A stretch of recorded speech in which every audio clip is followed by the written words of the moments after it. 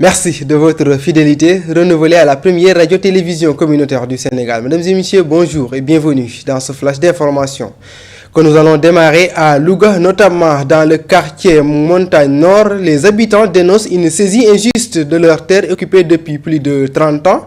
Entre frustration, sentiment d'abandon et mobilisation de la société civile, ils interpellent l'État à une solution urgente. C'est un reportage signé Gourambouch. Le foncier reste une source de tension à Louga. Au quartier Montagne Nord, des habitants affirment avoir dépossédé de leurs terres qu'ils occupent depuis plus de 30 ans. Depuis 30 ans, pour nous jox ñu kër problème la mais ñu dëkk ci dëkk ba ñëw ñu fi am kër am na ñoo xam duñ ñëw fii. Ça fait 30 ans qu'on réside dans ce quartier et pour avoir une maison, ça tire à longueur. Il y a certaines personnes qui ne sont pas originaires de Louga, mais néanmoins, ils obtiennent facilement des parcelles. Diomaye ak Sonko la doon jóg ak El Malick Ndiaye sama doomu baay boobu tamit na jóg waaw ci mbiru Louga bi parce que suuf yëpp dañu ko jàpp caxat ko nu mu leen neexee. Ces familles, souvent en situation précaire, dénoncent une marginalisation persistante.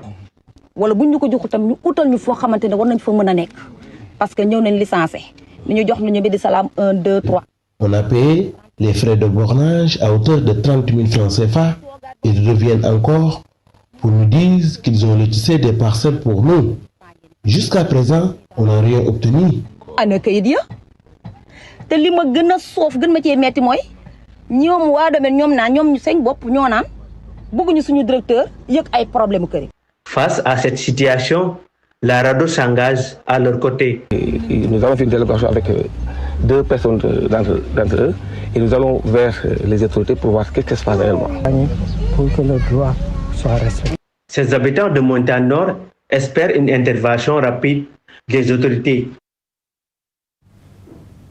D'autres qui sont en colère, il s'agit des éleveurs du collectif des acteurs du forail de Diamaguène Sicap Mbao. Ils dénoncent les lenteurs dans le traitement de leur dossier judiciaire en instance depuis 2021. Ce dossier fait suite à la destruction de leurs biens à la suite d'un différend entre éleveurs. Les membres du collectif prévoient d'organiser une marche pour se faire entendre. Écoutons Samba Dia, il est le coordinateur du collectif au micro de Mamadou Ning. Un dossier qui est en instruction, plus d'1 an. On n'a jamais été intercepté sur ce dossier. Alors, l'enquête s'est bouclée avec la bravoure de la gendarmerie. Le dossier est transmis au juge d'instruction. Il a mis le dossier sous la table. Si la justice est rendue au nom du peuple, c'est pourquoi moi je suis en face avec le président de la République. Je suis en face avec Ousmane Sonko. Au moment où ils disent que vraiment la justice n'a pas fait son travail, nous, citoyens de base, on en connaît quelque chose. Ce qu'ils parlent là, c'est une réalité. Comment un dossier peut être transmis à un juge d'instruction plus de 500 et quelques jours sans y parler et on continue à souffrir. On a détruit l'ensemble de nos biens ici. On a tué nos bœufs, on a des constats d'usée. Bien que nous sommes des analphabètes, mais on est encadré par des intellectuels. Ceci ne peut plus aller. Que les autorités prennent leurs dispositions. Direction sud du pays, Kolda, une ville sous la attise des inondations. Aucune action d'envergure de curage des caniveaux n'a pas été enregistrée dans cette cité en cuvette où certains habitants sont implantés dans les anciens rizières. Le risque de voir leur quartier entier transformé en mare et en particulièrement élevé, c'est un reportage signé Samba Diaw. Combien sont-elles ces familles coldoises qui vivent sous la hantise des inondations? Difficile de répondre. Kolda, ville cuvette où certaines maisons sont implantées dans les rizières. Pour cet hivernage, les quelques caniveaux ne sont pas encore curés et cela aggrave les risques pour des quartiers comme Gadapara, Ilel, Sinthiane, Tunturu. Les catastrophes seront énormes, il faut le dire et mourir. Parce que là où nous sommes à l'instant avec ces peu de pluie que les gens sont en train d'enregistrer, on sait que les maisons et les quartiers sont sous les eaux. Et si je vous invitais en période, s'il y a une pluie, si je venais vous appeler pour que vous passiez faire une visite, vous saurez que là, on est en train de mourir très sérieusement. Même, je l'ai dit tout à l'heure, même en période de curage, on est sous les eaux. Et s'il n'y a pas de curage, c'est une pire catastrophe. J'interpelle encore, monsieur le maire, avant que les gens puissent venir avec leur huile riz pour assister les sinistrés. Ils n'ont qu'à poser les jalons, ils n'ont qu'à trouver une solution pour un ouf de soulagement pour cette population. Des citoyens préoccupés par la situation mais attendent encore des actions des autorités, notamment du côté de la municipalité. Et pourtant, certains efforts citoyens pouvaient aider à atténuer les conséquences de l'ensablement des caniveaux. Nous avons partout présents des ASC, nous avons le football qui a déjà démarré. Nous devons penser à la propriété de la ville. Il ne faut pas penser seulement aux habitants sportifs, d'aller rendre chaque jour au niveau des stades, aller faire du sport, jouer là-bas et revenir. Et nous avons oublié là où nous dormons, où nous passons. Nous avons emprunté des rues jusqu'au niveau des stades régionaux de Kolda. Ouais. Nous avons laissé les caniveaux sont en train de boucher. Les quartiers sont en train d'inonder. Si nous ne sommes pas sans savoir que Kolda fait partie des villes qui pleuvent beaucoup plus dans le Sénégal. Casamance, c'est-à-dire quand on dit Casamance naturel, Kolda, c'est du Ziguinchor, ça pleut énormément. Vous voyez tantôt ce qui s'est passé à Tamba. Si les caniveaux ne sont pas débouchés, s'il y a une forte pluie là, nous allons enregistrer d'énormes problèmes dans les quartiers. C'est-à-dire beaucoup de maisons vont être inondées et ça va causer des problèmes. Reste que le silence sans initiative visible par les autorités municipales empêche beaucoup de citoyens de dormir dès que le ciel menace. Ce silence continue des autorités municipales qui, malgré les multiples tentatives, refusent de s'exprimer sur la question. Nos micros sont encore ouverts pour toutes les explications du côté de la mairie. Merci beaucoup Abdou Diao. À Touba, le khalife général des Mourides fixe le cap interdiction de la conduite de charrette aux moins de 18 ans dans la ville sainte. Dans un message transmis par son porte-parole Serigne Bass Abdou Khadr Mbacké, par ailleurs, une veille médiatique a été mise en place afin de prévenir toute dérive de production journalistique, notamment lors des plateaux spéciaux organisés à l'occasion de la célébration du Magal de Touba. C'est un compte rendu signé Fallou Ndong. En prélude au Grand Magal de Touba, Serigne Mountakha Mbacké, par la voix de son porte-parole, Serigne Bass Abdou Khadr, a réaffirmé son attachement à la protection de l'enfance, en encourageant le maintien des enfants à l'école ou dans les daara.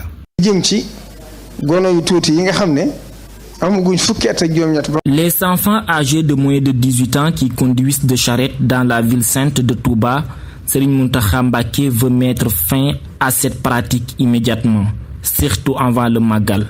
Le marabout a également demandé à la mairie de collaborer avec les forces de l'ordre afin de prendre des mesures efficaces contre cette pratique. Par ailleurs, selon le khalife, ces enfants doivent aller à l'école et non se mettre à conduire des charrettes. Serigne Bass Abdou Khadr a également annoncé que l'association Farikhoul Khoubra a été mandatée pour assurer une veille médiatique tout au long de l'événement. Une association dénommée Farikhoul Khoubra, chargée de surveiller les propos concernant Cheikhoul Khadim et de le protéger contre toute comparaison avec Dieu, est responsable du contrôle des radios et télévisions qui couvrent le Magal. De plus, Serigne Bass Abdou Khadr Mbacké avertit les journalistes afin qu'ils revoient attentivement leur plateau et évitant d'inviter des personnes qui ne maîtrisent pas la vie de Cheikhoul Khadim et inviter toutes les personnes concernées à respecter scrupuleusement les recommandations formulées. Serigne Bass Abdou Khadr a également annoncé que l'association Farikhoul Khoubra a été mandatée pour assurer une veille médiatique tout au long de l'événement. Agriculture, pour boucler ce flash d'information, le ministre de l'Agriculture, de la Souveraineté alimentaire et de l'Élevage en visite de suivi de la campagne risicole de contre-saison chaude dans le département de Podor. À Ndioum, il a été accueilli par les producteurs qui ont formulé une série de doléances. En réponse, Dr Mabouba Diagne a proposé un paquet de mesures visant à améliorer leurs conditions de travail et à booster la production dans l'optique d'atteindre la sécurité alimentaire. Aminata Ndiaye nous en dit plus. Le ministre de l'Agriculture, de la Souveraineté alimentaire et de l'Élevage s'est réjoui fortement de la reprise des activités agricoles des producteurs de la cuvette de Ndioum. Cela après une longue période à cause de nombreuses difficultés liées au non-remboursement des crédits, à des pannes respectives de la station de pompage, la cherté et la non-disponibilité des engrais, entre autres. Des contraintes en partie levées grâce à l'implication de la SAED. Effectivement, depuis la saison chaude de 2019, on n'a pas mis en exploitation cette cuvette. C'est vrai, on avait des difficultés avec la banque, des difficultés de financement. Pourquoi nous saluons la mise à disposition des intrants à temps. Pour cette campagne agricole, condition 2025, au niveau du secteur, la mise en valeur est de 3171 hectares de riz et 127 hectares de culture de diversification. Ceci aussi est une nette amélioration par rapport aux années précédentes. Cependant, les producteurs ont également égrené un chapelet de doléances à solutionner pour booster les rendements et contribuer à la sécurité alimentaire. Et c'est pourquoi nous préconisons que la SAED doit accompagner l'ensemble des acteurs des différentes filières et ne pas concentrer seulement ses efforts sur le riz. Pensez-vous, Monsieur le ministre, de la solarisation pour nous éloigner de ce lourd fardeau de la Sénélec? Annonce tenante, le ministre promet d'accorder du matériel et propose des solutions pour davantage améliorer les conditions de travail des producteurs de Ndioum. D'organiser le plus rapidement possible une réunion à Dakar où je vais convoquer les banques, je vais convoquer l'ADER. Quel est le nombre de tracteurs dont nous avons besoin? Quel est le nombre de moissonneuses dont nous avons besoin? Vous me faites ce calcul-là. Les agents de la SAED en tête le directeur général, les partenaires financiers dont la LBA ont été félicités par Dr Mabouba Diagne qui poursuit sa visite de parcelles de riz arrivée à maturation avant de présider une assemblée générale des riziculteurs et éleveurs à la base de la SAED de Nyanga. Merci beaucoup Aminata Ndiaye. D'ailleurs, c'est un élément qui met à terme ce flash d'information. Tout de suite, vous retrouverez la nouvelle émission matinale communautaire. Maïfaï sera accompagné par Insa Sagna. Quant à moi, je vous donne rendez-vous ce soir dans la grande édition à Wolof. D'ici là, portez-vous bien.